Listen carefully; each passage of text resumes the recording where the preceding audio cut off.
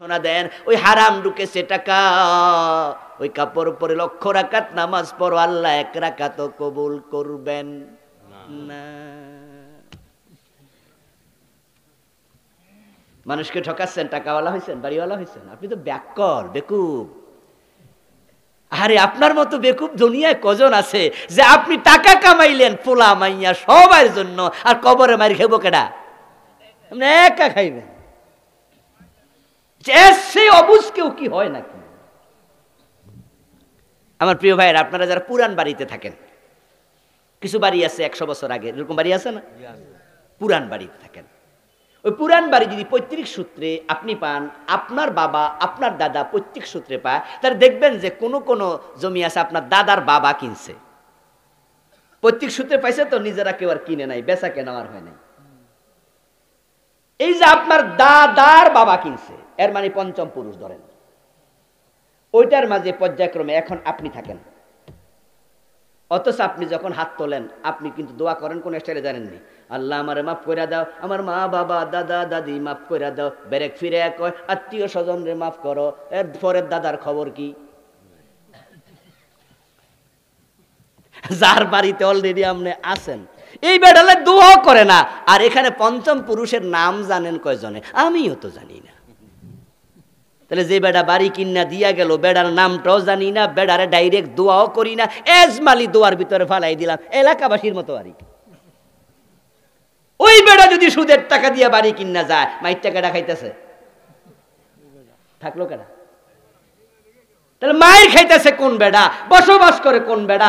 এমন লোক বসবাস করে, ওই বেড়া টাইটেল পাস, দাওরা পাস, আলেম, অথচ ওই বেড়ার নামটাও জানে না, দোয়াও করে না। তো মাইর তুমি ফাও ফাও খাইবা কেন? এই জন্য আখেরাতে ডাইন হাতে আমল নামা কারা পাবে জানেন? যারা বলবে ইন্নি জনান্তু আন্নি মুলাকিন হিসাবিয়া। হিসাব করে চলেন, হারাম পরিত্যাগ করেন, মানুষ ঠকাবেন না, নিজে ঠকবেন, মানুষের হক নষ্ট করবেন, আখেরাতে করায় গন্ডায় তার হক তাকে বুঝাইয়া দিতেই হবে। নেক থাকলে নেক দেবেন, নেক নাই তার বব আল্লাহ আপনার কান্দে চাপাইয়া দোজখে পাঠায়। যে কথাগুলো বললাম খুব শক্ত শক্ত কথা বলে ফেলেছি। আল্লাহর কাছে আমরা তাওবা করতে চাই, ফিরে আসতে চাই। আমরা মানুষ, আমাদের গুনাহ হবে, কিন্তু আমরা আদমের মতো রব্বানা জলামনা বলতে একটু দেরি করব না। হিন্দুরা পর্যন্ত জান্নাতে যাওয়ার জন্য লাইন ধরছে, অলরেডি কত হিন্দু গেছে গা। বিশ্বাস না হইলে হিন্দুদের দোকানে যাবেন, দেখবেন যে মরা বাবার ছবিটা নাইয়া বুকের মাঝে লেখা দিছে স্বর্গীয় সত্যেন্দ্র নারায়ণ দাস, স্বর্গীয় দুলাল চন্দ্র ভৌমিক। এরকম লেখা কি দেখছেন কখনো? তাহলে স্বর্গে যাইব না গেছে গা? অলরেডি গেছে গা। স্বর্গ আর জান্নাতে পার্থক্য আছে নাকি? কথা কয় না। মাশাআল্লাহ, কথা বললে বোঝা যায় ওয়াজ বোঝে কিনা। স্বর্গ বলে সংস্কৃতিতে, বাংলায় বলে কানন বাগান, আরবিতে বলে জান্নাত, পার্সিতে বেহেশত। আমার বন্ধু ইংরেজিতে হেভেন, কেউ বলে চোখ, কেউ বলে নয়ন, কেউ বলে আখি। জিনিস কয়টা? কেউ বলে বউ, কেউ বলে বধূ, কেউ বলে লাউ, কেউ বলে কদু, কেউ বলে আনন্দ, কেউ বলে ফুর্তি। তোরা বলস ভাস্কর্য, আমরা আলেমরা বলি এটাই হলো মূর্তি।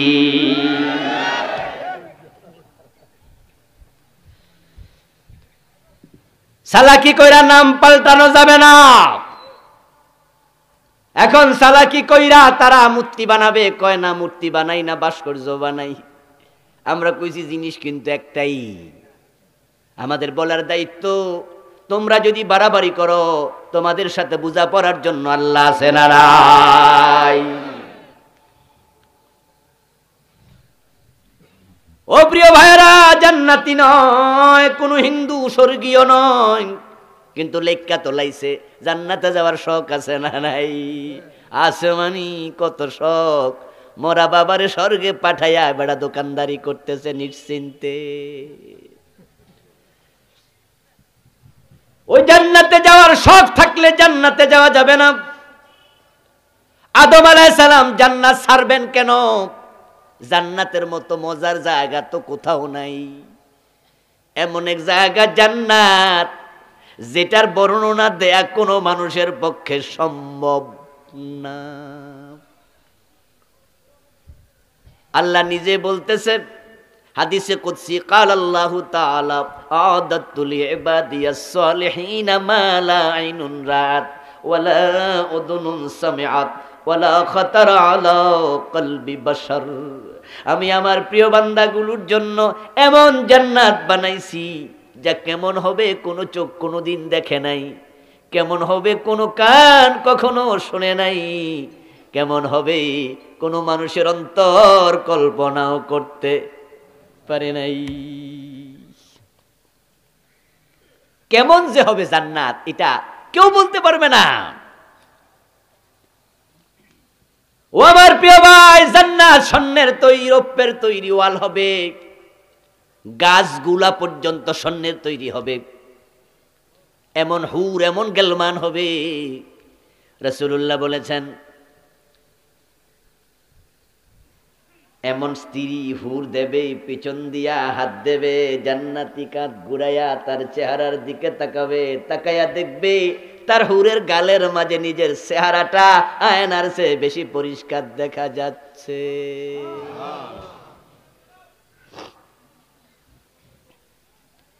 জান্নাতি নারী 70 স্তবক কাপড় পরবে, 70টা কাপড় তার গায়ে থাকবে। কেমনে থাকবে, কিরকম থাকবে আমরা জানি না, তবে হ্যাঁ ইদানিং কিছু কাপড় আছে, কিছু মেয়েদের ড্রেস আছে 5-6 স্তবক হয়, নিচে একটা, উপরে জরিদার, আরেকটা ফইরা এত মোড়া আছে না, অনেক সুন্দর। 10,000 20,000 50,000 টাকা। একটার নাম সারারা আর একটার নাম গারারা। কি নাম! আমারও একটা মাইয়া আছে আলহামদুলিল্লাহ, ওটার জন্য দেখি মাঝে মাঝে ওর মামা, ওর খালা, ওর মা কিনি টিনে আনে। আমি তো সবসময় মার্কেটে যাইতে পারিও না ব্যস্ততার কারণে, তো ওরা স্বাধীনতা দিছি, টাকা আছে আর কিনো, তবে অপচয় করা যাবে না।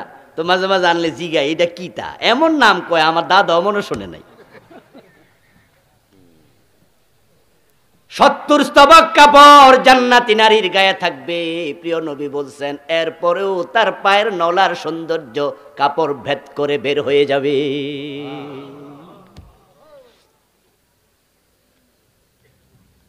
আদনা হালিল জান্নাত মানজিলাতান লাহু 80,000 খাদিম। প্রিয় নবীজি বলছেন জান্নাতের মাঝে সবচেয়ে ছোট জান্নাতি যে হবে, সবচেয়ে কম মর্তবার জান্নাতি যে হবে, তার খেদমতের জন্য খাদেম দেয়া হবে 80,000। ইয়াতুফু আলাইহিম বিলদানুম মুখাল্লাদুন ইযা রাআইতাহুম হাসিবতাহুম লুলুআম মানসুরা। আল্লাহ তাআলা কোরআন মাজিদে বলেন, ও নবী এই খাদেমগুলো আপনার খেদমতের জন্য জান্নাতের মাটিতে যখন দৌড়াদৌড়ি করবে, আপনার কাছে মনে হবে জান্নাতের মাটিতে মণিমুক্তা দৌড়াচ্ছে, লুলুআম মানসুরা, বিক্ষিপ্ত মণিমুক্তা দৌড়াচ্ছে। এই জান্নাত পায় আদম আলাইহিস সালাম বাইর হইব, ওরা কোন দুঃখে, তাই শয়তান মিয়া চান্স কাজে লাগাইছে। শয়তান বলছে তাকুনা মিনাল খালিদিন, ওই গাছের কাছে গেলে জান্নাতে চিরস্থায়ী হয়ে যাইতে পারবা, আল্লাহ চায় না চিরস্থায়ী হও, এজন্যই মানা করছে। মা হাওয়া কয় তাই বুঝি, তাইলে দৌড় মারো দুইজন একসাথে। শয়তানের দোকায় ভরে দুজনে গেছে, গাছের ফল খাইছে, কিন্তু খাওয়ার সাথে সাথে বুঝা লাইছে কামড়া মোড়েও ঠিক, কারণ সাথে সাথে জান্নাতের পোশাক খুলে মাটিতে পড়ে গেছে। বাদাত লাহুমা সাওআতুহুমা, দুজনের লজ্জাস্থান আপনার খুলে গেল, অনাবৃত হয়ে গেল। তাফিকা ইয়াখসিফানি আলাইহিমা মিন ওয়ারাকিল জান্নাত, জান্নাতের গাছের পাতা ছিঁড়ে ছিঁড়ে নিজেদের লজ্জাস্থান ডাকতে শুরু করলো। তখনই দুইজন বুঝে ফেললো শয়তান তো ফেঁসে ফেলাইয়া দিছে রে, আল্লাহ তো জান্নাতের পোশাক খুলে নিয়ে গেল, এখন কি করি। এর আগে কি আদম নবী, মা হাওয়া আল্লাহর কোনো কথা অমান্য করছিল, কোনো গুনাহ করছিল? এটাই তো প্রথম গুনাহ। তওবা যে কেমনে করে এটাও তো জানে না, কারণ গুনাহ করলে না এটার একটা কি থাকতো, এক্সপিরিয়েন্স থাকতো। এখন কি করবে, তওবা যে কেমনে করবে এটাও তো বোঝে না। সুবহানাল্লাহ পড়েন। ফাতালাক্কা আদামু মির রাব্বিহি কালিমাত, ফাতালাক্কা আদামু মির রাব্বিহি কালিমাত। আল্লাহ তাআলা বলছেন অতঃপর যখন কাপড় খুলে গেল, দুইজনের অন্তরের মাঝে ভয় কম্পন তৈরি হলো, অনুতপ্ততা তৈরি হলো, লজ্জা তৈরি হলো। কামটা করছি কি, এখন কি হবে, এখন কি হবে। যারা কম্পিউটার চালাইতে জানে দেখবেন যে টাইপিং করে এমন তাড়াতাড়ি করতে পারে যে হে আপনার লেখার দিকে তাকায় তাকায় লিখে লিখতেছে, সেই স্ক্রিনের দিকে চাচ্ছে না। হাত দিছে মাউস কি জানি কয়টা কিবোর্ডে হাত দিয়া এদিকে তাকায় তাকায় চাইতেছে, বানান দেখে দেখে লিখছে। আবার যেখানে আকার বেশি হয়েছে টিপবারে আবার ঠিক করে লিখতেছে।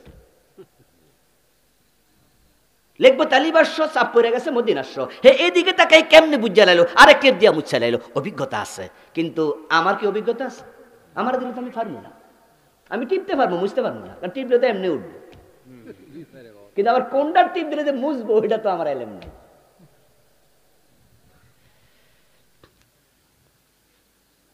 বিমানের মাঝে বিমানবালারা কাজ করে, তো বিমানবালা যারা এয়ার হোস্টেস, কেবিন ক্রু, ওরা কিন্তু সবাই পাইলট না। যে পাইলট সে আলাদা, তার সাবজেক্টটাই আলাদা। অন্যরা সেবা করবে, চা দেবে, বিস্কিট দেবে, আপনাদেরকে হাই হ্যালো করবে, একটু জাস্ট কোন সিটে বসবেন দেখায় মেখায় দিবে। এগুলো বিমানবালা, এয়ার হোস্টেস, কেবিন ক্রুদের কাজ। আর যে বেটা বিমান চালাবে, এ বেটা আলাদা প্রশিক্ষণ নিয়ে বিমান চালা, তার কাজ আরেকটা। তো বিমানে চাকরি করতে করতে করতে 2-4 বছর ককপিটে যাইয়া বসে, মাঝে মাঝে বেটা কেমনে টিপ মারে দেখে। এক বিমানবালা কেবিন ক্রু মনে হইলো, আরে বিমান চালানো মনে সোজা, বেশি কঠিন কিছু না, যে এমনি টিপ মার আমি দেখিয়ে দুইটা যায়। হঠাৎ করে দেখে ককপিটের মাঝে একটা বই, একটা বক্সের মাঝে, ওটার মাঝে লেখা আছে বিমান চালানোর নিয়ম। এইবার তো মনে মনে খুশি, যা যেটা দেখছি সোজা, এখন আজকে বইয়ে পাইয়া গেছি। এখন বিমান পরিষ্কার টরিষ্কার করবে, সব কেবিন ক্রু গেছে নাই ম্যাম, বেড়া শেষে যাবে, কইছে তোমরা যাও, আমি বাকি কাজ করে আইতাছি। মাথায় আসছে যে বিমানটা আজকে একটু চালাই, এই দেখালাই। এখন বই যেহেতু আছে, বইয়ের মাঝে আছে বিমান চালাইতে হলে অমুক জায়গায় টিপ দিতে হবে, এরপরে যদি আরো গতি বাড়াতে চান রানওয়েতে অমুক জায়গায় টিপ দিতে হবে, তারপরে অমুক জায়গায় টিপ দিলে পরে বিমান আস্তে করে উঠবে, তারপর অমুক জায়গায় টিপ দিলে এটা এভাবে সোজা হবে, তারপরে চলতে থাকবে। ও বেটা হাতে লইয়া টিপ মারা শুরু। এখন টিপ মারতেছে, টিপ মারছে, চলা শুরু, আরেক টিপ মারছে, দৌড় মারছে, আরেক টিপ মারছে, উইটে গেছে, আরেক টিপ মারছে, সোজা হয়েছে, আরেক টিপ মারছে, এবার গতি। এবার মনে মনে করে যা ঘুরে গাড়ি শেষ, এবার নামি। পরবর্তী পৃষ্ঠা উল্টায় লেখা আছে যে বাকি ক্লাস পরের ক্লাসে শিখানো হবে। কি ক্লাস কি আরো আছে না? এবার তো নামার ক্লাস, এটার মাঝে লেখা আছে এটা এই বইতে না, এটা আরেক বইতে। এবার কি হবে?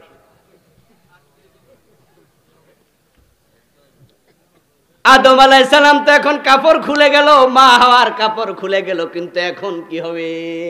বিপদ। অন্তরের খবর কে জানে? জোরে হলো নাচতে হয়ে গেল, বলুন কে জানে? আদমের অন্তরের খবর, মা হাওয়ার খবর আমার রব সবই জানে। আল্লাহর কাছে বিনয় বড় পছন্দ, অনুতাপ আল্লাহর কাছে বড় পছন্দের জিনিস। আল্লাহর একটা কথা লঙ্ঘন হয়ে গেল, আদমের অন্তরে অনুতাপ আছে কিনা? শরম লজ্জা আছে, ছোট হওয়া বিনয় আছে। মা হওয়া বাবা আদম মনে মনে ভাবে কামটা করলাম কি? আমার আল্লাহ আদম হাওয়া আলাইহিস সালামের অনুতাপ দেখে, বিনয় দেখে, ফাতালাক্কা আদামু মির রাব্বিহি কালিমাত, দেরি করেন নাই, দুজনের কাছে আল্লাহ তাওবার কালেমা নাজিল করে দিছে। আমার আল্লাহ শিখাইয়া দিছে এ ভুল থেকে মুক্তি কেমনে মিলে। ফাকালা, আমার সাথে আবার পড়ুন, রব্বানা যালামনা আনফুসানা ওয়া ইন লাম তাগফির লানা ওয়া তারহামনা লানাকুনান্না মিনাল খাসিরিন। সুবহানাল্লাহ পড়েন। এখন দুইজনে মিলে আল্লাহর কাছে এবার বলল, প্রভু জুলুম করে ফেলেছি নফসের উপর। আল্লাহ তো বলছিল ফালা তাকরাবা হাদিহি শাজারা ফাতাকুনা মিনাজ জালিমিন। এখন কাম তো গইটা গেছে, আল্লাহ যেটা কইছে হেডাই তো হইছে। এজন্য তারাও কয় রব্বানা যালামনা আনফুসানা, ও আল্লাহ নফসের উপর জুলুম হয়ে গেল, ক্ষমা করে দাও। ক্ষমা না করলে উপায় নাই, উপায় নাই। ফাতাবা আলাইহিমা, আল্লাহর সাথে সাথে দুইজনকে ক্ষমা করে দিলেন। আমার প্রিয় ভাইয়েরা, আল্লাহর কাছে দুইজন ক্ষমা চাইল। আল্লাহ পাক রব্বুল আলামিন তাদেরকে যে আপনার দিলেন, আয়াত নাজিল করলেন, তাদেরকে তাওবা শিখালেন। ফাতাবা আলাইহি ইন্নাহু হুয়াত তাওয়াবুর রহিম। আল্লাহ তাআলা কোরআন মাজিদ সূরা বাকারাতে বলছেন ফাতাবা আলাইহি, আল্লাহ তাকে ক্ষমা করে দিলেন। এখানে একটি লক্ষণীয় বিষয়, আলেম ওলামা হযরত একটু খেয়াল করুন। ফাতালাক্কা আদম ফাসে পা, ফাকালা রব্বানা যালামনা, এখানেও ফা। ফাতাবা আলাইহি, এখানেও আছে পা। পা শব্দটা বারবার আসছে। আমাদের দেশে একটি ওয়াজ ছাত্র জীবন থেকে শুনে এসেছি। ওই গুনাহ করার পরে বাবা আদম মা হাওয়া আলাইহিমাস সালামকে আল্লাহ দুনিয়ায় পাঠিয়ে দিলেন। হযরত আদম কান্না করলেন কত বছর? বলুন না, কত বছর? 350 বছর। তারপরে হযরত আদম এবং মা হাওয়া জেদ্দায় হযরত হাওয়া শ্রীলঙ্কার সিংহলে বাবা আদম দুজন কানতে কানতে কানতে কানতে আরাফায় গিয়ে একসাথ হলেন এবং সেখানে দুজন মিলে প্রিয় নবীর উসিলা ধরে ক্ষমা চাইলেন। 350 বছর পরে রাসূলের উসিলা ধরার কারণে আল্লাহ মাফ করেছে, এমন একটা হাদিসও শোনানো হয় এবং 350 বছর কেঁদেছে এই বক্তৃতা দেয়া হয়। মানুষ এটাই শুনেছে, কিন্তু বাস্তবতা একবারে ভুল। যেই হাদিসটি শোনানো হয় সেটার ব্যাপারে মুহাদ্দিসদের অনেকের বক্তব্য হাদিসটি জাল, একবারে মাউদু। লাম্মা ইকতারাফা আদামুল খাতিয়া ক্বালা ইয়া রাব্বি বিহাক্কি মুহাম্মাদিন লিমা গফারতা লি। ক্বালা তাআলা কাইফা আরাফতা মুহাম্মাদ ওয়া লাম আখলুকহু। ক্বালা লাম্মা খালাকতানি বিয়াদিকা ওয়া নাফাখতা ফিয়া মির রূহিক فرفعت راسي ورأيت على قوائم الأرش مكتوبا لا إله إلا الله محمد رسول الله فعلمت إنك لم تضف إلى اسمك إلا حب الخلق إليك قال تعالى صدقت يا آدم لما محمد لما لولا محمد لما خلقتك। এই হলো হাদিস, যেটা ছাত্র জীবন থেকে শুনে এসেছি। বক্তারা বক্তৃতা করছে, আদম আলাইহিস সালাম মা হাওয়া আলাইহিস সালাম আল্লাহকে বললেন নবী মুহাম্মদের উসিলায় ক্ষমা করে দাও। আল্লাহ বললেন আদম মুহাম্মদকে চিনলা কেমনে, এখনো তাকে আমি বানাই নাই। হযরত আদম জবাব দেয়, ও আমার রব, আপনি যখন নিজ হাতে আমাকে বানালেন আমি তখন মাথা তুললাম, তুলে দেখি আরশের খুঁটির মাঝে লেখা আছে লা ইলাহা ইল্লাল্লাহু মুহাম্মাদুর রাসূল। আমি দেখলাম আল্লাহ শব্দ যেখানে শেষ, মুহাম্মদ শব্দ শুরু, লা ইলাহা ইল্লাল্লাহু মুহাম্মাদুর রাসূলুল্লাহ। আমি তখন বুঝে নিয়েছি আপনার প্রিয় মাখলুক যদি না হতো, আপনার নামের পাশে তার নাম আপনি জাগায় দিতেন না। এজন্য বুঝেছি মুহাম্মদ আপনার বড় প্রিয়, তাই তার উসিলা ধরে দোয়া করলাম। আল্লাহ নাকি তখন বলেছেন, ঠিক বলেছ, লাউলা মুহাম্মাদু লামা খালাকতুকা, মুহাম্মদকে না বানালে তোমাকেও বানাতাম না। এই হাদিসের ব্যাপারে অধিকাংশ মুহাদ্দিসের বক্তব্য হাযা হাদিসুন মাউদু, এটা জাল, বানোয়াট। তাহলে আবার আগের কথা আসেন। আগের কথা হলো 350 বছর যে কাঁদলো, এই দলিল কই? এই ব্যাপারে তো জাল হাদিস আছে, রাসূলের উসিলা ধরছে, এটা জাল হাদিস। যদিও ভিন্ন বক্তব্য কারো কারো আছে, কেউ কেউ এটাকে জাল বলেন নাই, বরং সহি বলেছেন, এমন বক্তৃতাও আছে। যদিও ঠিক একই অর্থে জাল হাদিস আরো আছে। তো কেউ জাল বলল, কেউ সহি বলল, কেউ দঈফ বলল, ভিন্ন ভিন্ন কথা আছে। কিন্তু 350 বছর যে কাঁদলো, জাল হাদিস দেন, এ বিষয়ে কোনো জাল হাদিসও। তো 350 বছর কাদার যদি জাল হাদিস পাওয়া না যায়, তাহলে ওই যে হাদিসটা পরে আছে আরাফার মাঠে কাটছে, ওটার অস্তিত্ব পাবেন কই? এটাও জাল হবেই। এবার আসেন পা 3 শব্দ, পা আছে, পা দিয়ে কি বোঝানো হয়? ফা হলো হরফে আতফ, আরবিতে হরফে আতফ হলো 10টা, ওয়াও, ফা, সুম্মা, হাত্তা, ইম্মা, আম, বাল, লা, লাকিন, আও। এই 10টার এক একটার এক এক অর্থ। তার মাঝে ওয়াও লিল জামঈ, ফা লিল ফাউরি, সুম্মা লিত তারাখি। ওয়াও আসে একসাথ করার জন্য, পা আসে কোনো কাজ বিরতিহীন ভাবে তারতিব দেওয়ার জন্য, সুম্মা আসে বিরতি সহ তারতিব দেওয়ার জন্য। এখন পা হলো একটার পর একটা কাজ করবে, মাঝখানে বিরতি থাকবে না। আমি আবার বলছি, পা শব্দ যখন আসে অর্থ হবে ধারাবাহিকভাবে কাজ হবে, মাঝখানে কোনো বিরতি নাই।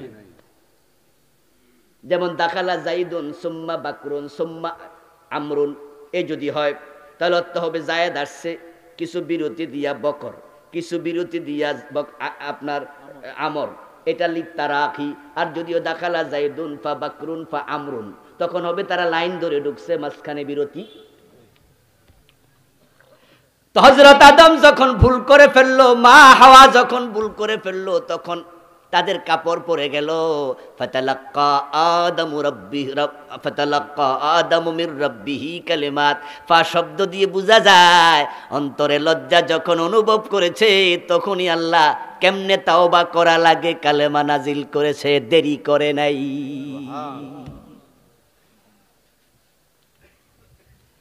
তারপরে আবার তারা দুইজন ওই কালেমা পাইছে, পাওয়ার পরে ফাকালা রব্বানা যালামনা, তারা তাওবার কালেমা পড়তেও দেরি করে নাই। এবার ফাতাবা আলাইহি, আবার ফা এ শব্দ দিয়ে বোঝা যায় তাওবা করার পর আমার আল্লাহ ক্ষমা করতেও দেরি করে নাই।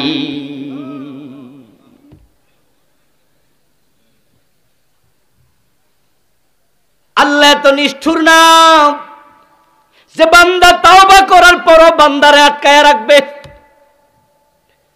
ও প্রিয় ভাইরা, যদি হযরত আদম আলাইহিস সালাম, মা হাওয়া আলাইহিস সালাম আল্লাহর একটা কথা শুনে নাই, 350 বছর কান্না করা লাগে, তারপরে তাওবা কবুল হয়, তাহলে আদমের সন্তানদের কি খবর?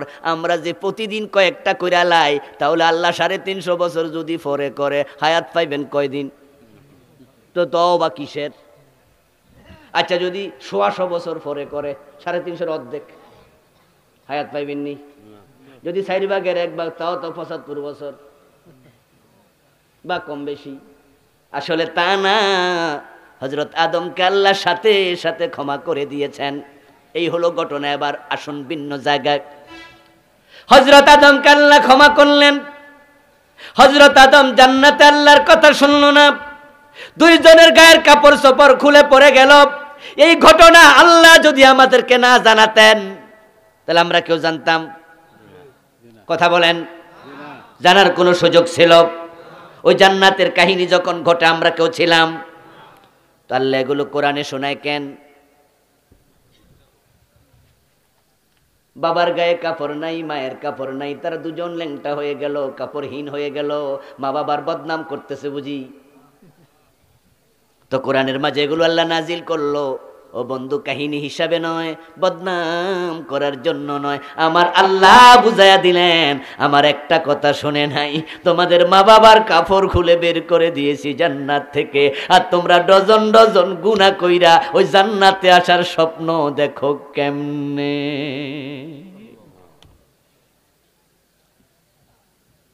ও প্রিয় ভাইরা, একটা গুনার কারণে আল্লাহ জান্নাতে ঢুকতে দেবে না এমন হতে পারে। তাই কোন কবিরা গুনাহকে হালকা ভাববেন না। শয়তান ধোঁকায় ফেলে দিচ্ছে, শয়তান বুঝাচ্ছে, আরে না, আল্লাহ মাফ করে দিব, আল্লাহ মাফ করে দিব। এবং এই হালকামির কারণে দেখা যায় হজ করতে যায় দেরিতে। কি ভাই যান, টাকা পয়সা তো আল্লাহ বালাই দিছে, হজে যান না কেন? হুজুর জামু জামু 2 বছর পরে। 2 বছর পরে কেন? চাকরিটা 2 বছর আছে। এর মানে হলো যা খাইয়ে লই 2 বছরে তো খামু, খাওয়া শেষ হলে কাওয়ায় যাও, গিলাপ ধরে আল্লাহ রে কইয়া দিম আল্লাহ আমি আর গোশ খামু না। কি বুদ্ধি আছে না? যা খাবার 2 বছর খাইয়া লই। এই ভাই হজ করেন না কেন? আল্লাহ তো পয়সা করি ভালো দিছে। হুজুর পোলাপান মানুষ, এ বয়সে হজ করলে হজ ধরে রাখতে পারমুনি, হে চিন্তাই তো করি না। এর মানে হলো হজ করার পরে ভালো হওয়া লাগবে, তাই হজ করার আগে যত আকাম সব কইরা লই, একসাথে ভালো হইয়া যাও। আল্লাহ আপনাকে ক্ষমা করে দেবে। 2 বছর পর্যন্ত বেঁচে থাকবেন, তারপরে তাওবা করবেন, গ্যারান্টিটা আপনারে কে দিল? নিশ্চয় শয়তান ধোঁকা দিচ্ছে। ও প্রিয় ভাইয়েরা, দেখুন রাসূলুল্লাহ সাল্লাল্লাহু আলাইহি ওয়াসাল্লামের 1-2 জন সাহাবীর কথা এবার শুনেলাম তো বাবা আদম মা হাওয়ার কথা। আল্লাহর কাছে আমরা ক্ষমা চাই, আল্লাহ তাওবা না করে আমাদের মৃত্যু দিও না, বলেন আমিন।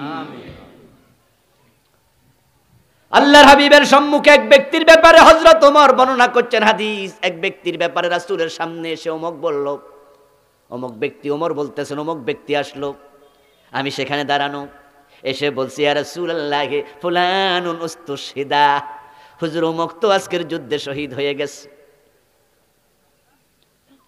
একজন ব্যক্তি যুদ্ধের মাঠে মারা গেল, তাকে শহীদ বলে ঘোষণা দেয়া হলো। فقال النبي صلى الله عليه وسلم كلا قد رأيته في النار بعبات قد غلها। প্রিয় নবী বললেন অসম্ভব, তুমি যাকে শহীদ হয়েছো ঘোষণা দিয়া দিলা, আমি নবী তাকে জাহান্নামে দেখে এসেছি। জাহান্নামে কেন দেখে এসেছি রাসূল? কারণ বললেন বিআবাতিন কাদ গাল্লাহা। জাহান্নামে দেখার কারণ, অমুক যুদ্ধে গনিমতের মাল থেকে এই লোকটা একটা চাদর চুরি করেছিল। ওই চাদর চুরি করার কারণে আল্লাহ তাকে জাহান্নামে ফেলে দিছে। এই লোকটা যুদ্ধের মাঠে মরছে এটা ঠিক, কিন্তু তার কপাল আল্লাহ শাহাদাত দেন নাই।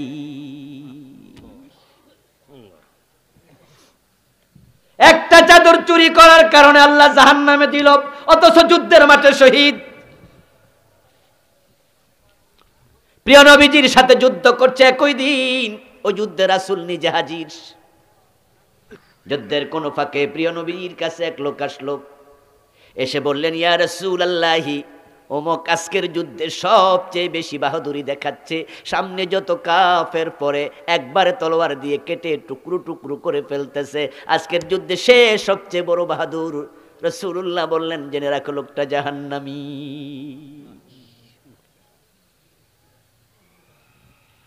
রাবি বলতেছেন আমি রাসূলের মুখ থেকে কথা শুনে বিস্মিত হলাম, মনে মনে ভাবলাম আমার রাসূল তো মিথ্যা বলে না। প্রিয় নবী যা বলেন দ্বীনের ব্যাপারে কোনো কথা বানায়া বলে না। মা ইয়ানতিকু আনিল হাওয়া ইন হুয়া ইল্লা ওয়াহয়ুন ইউহা। বুঝতে হবে, না বুঝার কারণে কিছু আবেগী মুসলমান সীমা লঙ্ঘন করে। রাসূলুল্লাহ বলছে জেনে রাখো লোকটা জাহান্নামী। কই যে রাসূল গায়েব জানে, এই যে পাইয়া গেছে, হে তো এখন মরেই নাই, তো রাসূল জানে কেমনে হে জাহান্নামী? তো গায়েব জানে, আজীব তো। রাসূলুল্লাহ সাল্লাল্লাহু আলাইহি ওয়াসাল্লাম বলেছেন আপনার কিয়ামতের আগে দাজ্জাল আসবে, ঈসা নবী আসমান থেকে নামবে, তো গায়েব না জানলে কইলো কেমনে?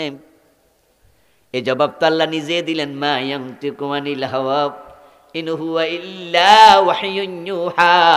আমার নবী বানায়া কোনো কথা বলে না, যা বলে সব তার কাছে পাঠানো ওহী। ওই সাহাবী বলতেছেন আমি এবার ভাবলাম আমার রাসূল যেহেতু সত্যই বলেন, কিন্তু আজকে যুদ্ধ করছে যে বীর বিক্রমে বাহাদুরির সাথে, লোকটা কেন জাহান্নামী? আমি একটু তার শেষ দেখতে চাই, কারণটা খুঁজে বের করতে চাই। আমি তার পিছু নিলাম, দেখলাম সে যুদ্ধ করতে করতে এক পর্যায়ে শত্রু সৈন্য কর্তৃক আহত হলো, তাকে কেউ অ্যাটাক করলো, আহত হওয়ার পরে রক্তপাত হচ্ছে, যন্ত্রণা সহ্য করতে না পেরে নিজের তলোয়ারের আগা নিজের বুকের মাঝখানে দিল, তারপরে ঝাঁপাইয়া পড়লো, পিঠ দিয়া তলোয়ার বের হলো, আত্মহত্যা করে মরে গেল। আত্মহত্যা করা সগীরা না কবিরা? আমার রাসূল বলল লোকটা জাহান্নামী, যুদ্ধের মাঠে মারা গেল, কিন্তু আল্লাহ তাকে শাহাদাতের মর্যাদা দেয় নাই, উল্টা জাহান্নামী হলো। গুনাহ করছে কয়টা? একটা কবিরা গুনাহ জাহান্নামের কারণ হতে পারে। মাররান নবী সাল্লাল্লাহু আলাইহি ওয়াসাল্লাম বিকবরাইন জাদিদাইন ফাকালা ইন্নাহুমা লা ইউআযাবান। আল্লাহর নবী মদিনার এক কবরস্থানের পাশ দিয়া যাচ্ছেন, দেখেন সেখানে দুটি নতুন কবর। প্রিয় নবী দাঁড়ালেন, দাঁড়িয়ে বললেন, এই দুই কবরে আযাব চলছে, এই দুই কবরে আযাব চলছে। আম্মা হাদুহুমা ইয়ামশি বিন নামিমা ওয়া আম্মাল আখার লা ইস্তাতিরু আম বাউলিহি। এবার কারণ বলতেছে, এই কবরে আযাব চলার কারণ লোকটা নামিমা করত, চগলখড়ি করত, একজনের কথা আরেকজনকে লাগাইয়া ঝগড়া পাসাদ লাগাইয়া দেয়, এমন লোক বাংলাদেশে আসেনি? 11 সিন্দুর এলাকায় নাই? এই স্বভাবটা পুরুষের চেয়েও নারীদের মাঝে একটু বেশি। পান খাইতে খাইতে কয়, বেআইন শুনছেন নি? তো কয়, কিতা কিতা? আরে বেআইন কি কইতাম, লাগাই দিল ফেস। জালের সাথে জালের লাগাইয়া দেয়, ননদের সাথে ননসের লাগাইয়া দেয়, শাশুড়ির সাথে বয়ে লাগাইয়া দেয়, ঠিক নেই? এজনের কথা ওইজনকে লাগাইয়া পেস লাগাইয়া মুস্কি মুস্কি হাসে আর পানসি ভাই কয়, যাক লাগাইয়া। বড় বদ স্বভাব। এই জন্য আপনাদের কাছে যদি কেউ কান কথা বলে, অন্যের ব্যাপারে আপনার কাছে সমালোচনা করে, আপনি খুশি হবেন না। যদি আপনার কাছে আইসা বলে, ভাইজান অমুকে আপনার বিরুদ্ধেই কইছে, আপনি তার কথা শুনে খুশি হবেন না। যে অন্যের দোষ আপনার কাছে বলে, ধরে রাখেন আপনার দোষ সে অন্যের কাছে বলবে। এগুলো স্বভাব, খারাপ স্বভাব। আল্লাহর হাবিব বলেন, এই সাহাবীর এই দোষটা ছিল, নামিমা করত। আর অন্য কবরের দিকে তাকায়া বলেন, এই লোকটার সমস্যা ছিল প্রস্রাব থেকে পবিত্র হতো না, প্রস্রাব করে ভালো করে পানি খরচ করে না, টিস্যু ব্যবহার করে না, এমন লোক আসেনি? 2-4 জন আজকের মাহফিল ইয়াং ফোলা পানি একটু বেশি, প্রস্রাব কইরা সেন্ট টান দিয়া জায়গা একটা খারা খারা করে দেয়। কোথায় যে যাচ্ছে জাতি, এয়ারপোর্টে গেলে, বিভিন্ন স্টেশনে গেলে, রেল স্টেশন গেলে দেখা যায় বৈশা প্রস্রাব করার জায়গাই নেই। কি বিপদ! ও প্রিয় ভাই, আপনাকে বলছি, যারা সুদে টাকা লাগায়া জান্নাতের স্বপ্ন দেখছেন, কপালে কালো দাগ ফেলেছেন, নামাজ কাজা করে না, রোজাও ছাড়ে না, সুদও আবার ছাড়ে না, দুইটা সমান তালে চালাইছ, তুমি বোকা, তুমি চরম বোকা, তুমি চরম বোকা। কারণ যে সুদ খায় সে আল্লাহর সাথে যুদ্ধে লিপ্ত থাকে।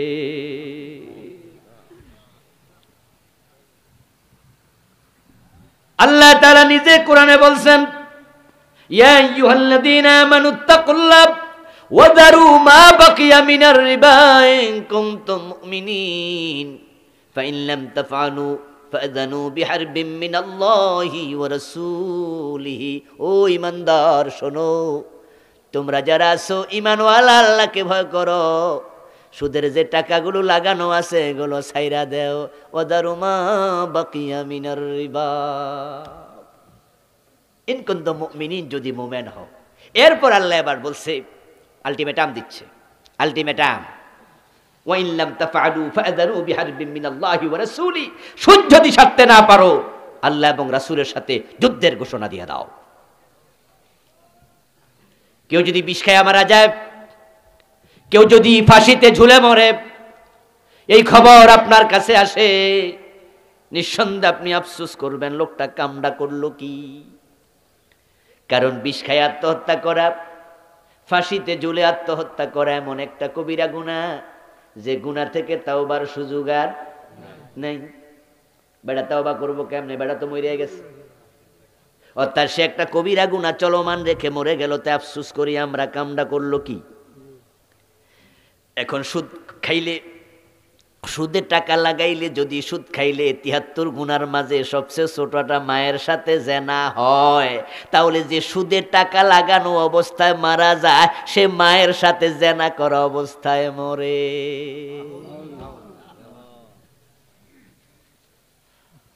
কিসের জান্নাত তুমি খোঁজো? মানাকালা দিরহামারি বাব ওয়া হুয়া ইয়ালামু আন্নাহু আশাদ্দু মিন সিত্তাতিন ওয়া সালাসিনা জিনা। প্রিয় নবীজি বলেছেন, যে ব্যক্তি সুদ খাবে, 1 টাকা সুদ খেলে জেনে বুঝে 36 বার জেনার গুনাহ আমল নামায় লেখা হবে। 100 টাকা সুদ খেলে 3600 বার জেনার গুনাহ লেখা হবে।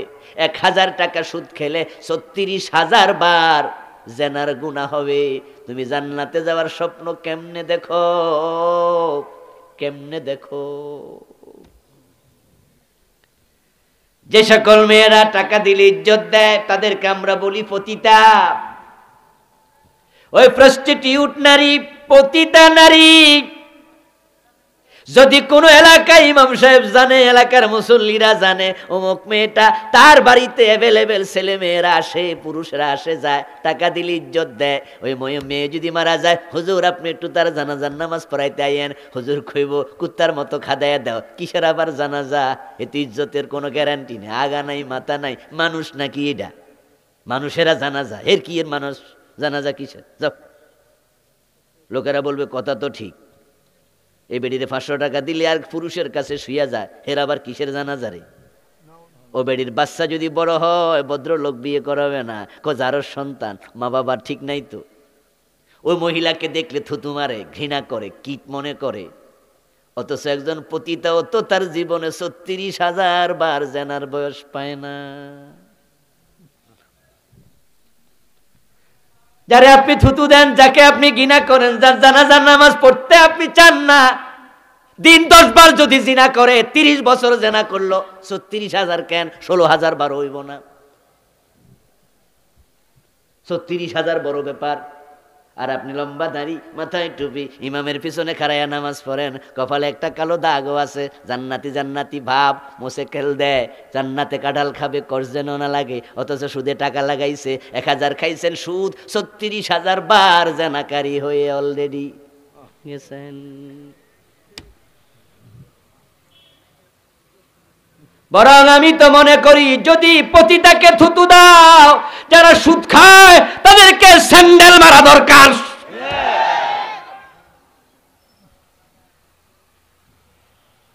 ও মুসলমান, তুমি হারাম খায়া জান্নাত পর্যন্ত কেমনে পুষবা? রাসূলুল্লাহ সাল্লাল্লাহু আলাইহি ওয়াসাল্লাম বলেছেন, ইন্নাল্লাহা তাইয়্যিব লা ইয়াকবালু ইল্লা তাইয়্যিবা। আল্লাহ নিজে পবিত্র, তিনি অপবিত্র কিছু গ্রহণ করেন না।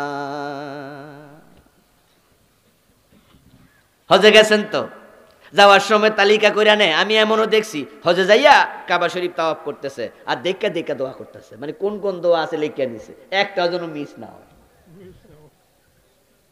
তা আমি হাতের মাঝে তালিকা দেখে আমি তো হাসলাম মনে মনে, আর এটাও ভাবলাম যে মাশাআল্লাহ মাশাআল্লাহ বুদ্ধি আছে। কারণ আল্লাহর বাড়িতে আইছে, তো আল্লাহর বাড়িতে আইলে তো চাওয়ার জায়গা এসে বড় জায়গা আর আসেনি, এসে সেরা জায়গা তো দুনিয়াতে আর নাই। আমার 2 জন কলিগ এমন ছিল, বিয়ের অনেক দিন পর্যন্ত বাচ্চা হয়নি।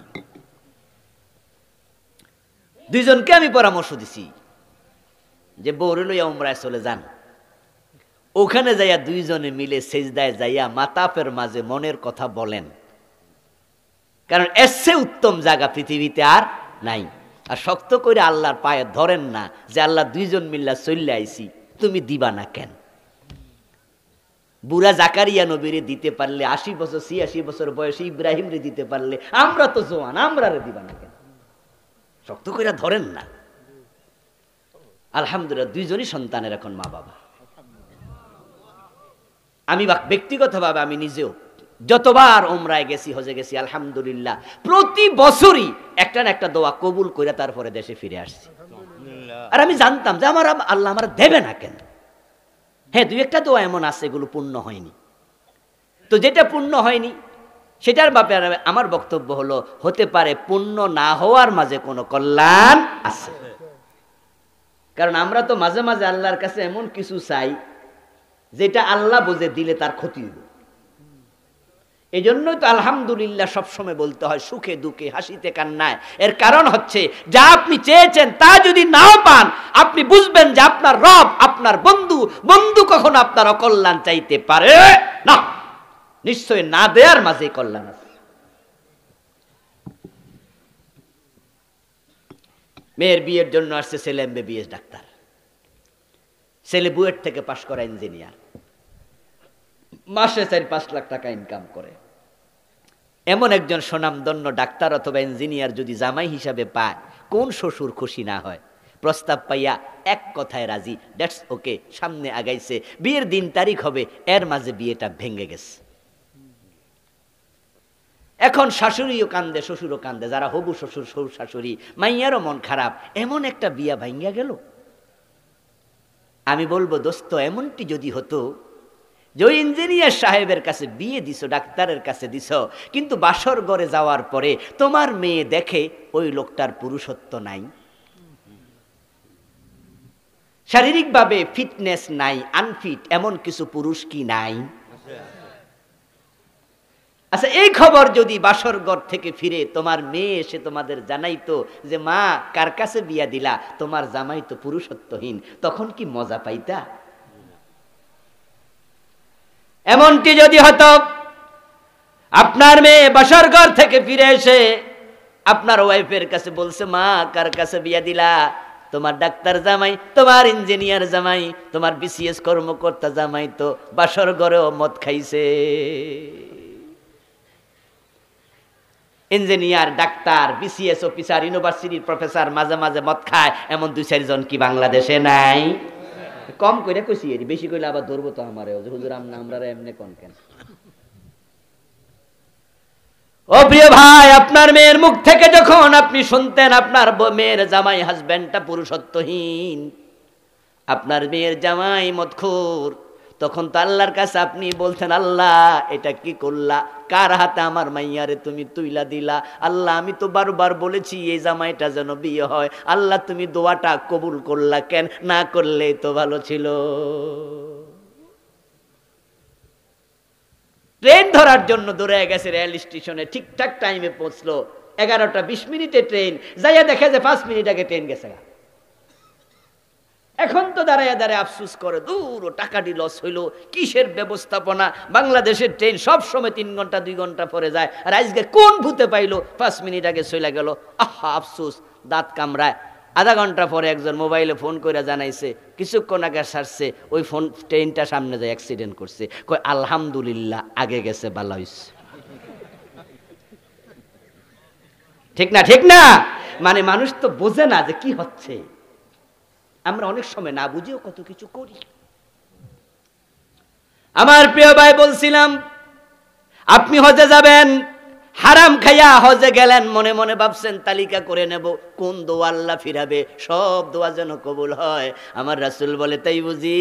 তুমি কাবার অঙ্গনে গেলা, উস্কো খুস্কো চুল নিয়া, দুলি দুসুরিত দেহ নিয়া, তারপরে 2 হাত আকাশের দিকে তুলে ইয়া রব্বি বলে দোয়া করছো, আর মনে মনে ভাবছো এমন জায়গায় দোয়া করছি যেখানে কত নবীর পায়ের দুলা লেগে আছে। কাবার মুলতাজামে বুক লাগাইয়া 2 হাত তুলে দোয়া করছো, মনে মনে ভাবছো এমন জায়গায় বুক লাগাইছি কত সাহাবী কত নবীর বুক লেগেছে, আজকে দোয়া আল্লাহ ফিরাবে না। রাসূল বলে, মাতামুহু হারামুন ওয়া মাশরাবুহু হারামুন ওয়া মালবাসুহু হারামুন ওয়া গুযিয়া বিল হারাম ফান্না ইউস্তাজাবু লিযালিক, রাওয়াহু মুসলিম। আমার প্রিয় নবী বলছেন, তোমার পেটে হারাম, তোমার গায়ে রক্তে হারাম, তোমার জামা কাপড়ে হারাম, তুমি খাইছো হারাম, তুমি যে কারেন্ট বিদ্যুতের বিল দিছো, ওই বিল দিছো হারাম টাকা দিয়ে, যেটা দিয়ে কলের মোটর থেকে পানি উঠছে, খাইছো হারাম। তোমার দোয়া আল্লাহ কাবার ভিতরে ঢুকা করলো, কবুল করবে। হারাম আপনার দোয়া কবুল বন্ধ করে দেবে, ইবাদত কবুল বন্ধ করে দেবে।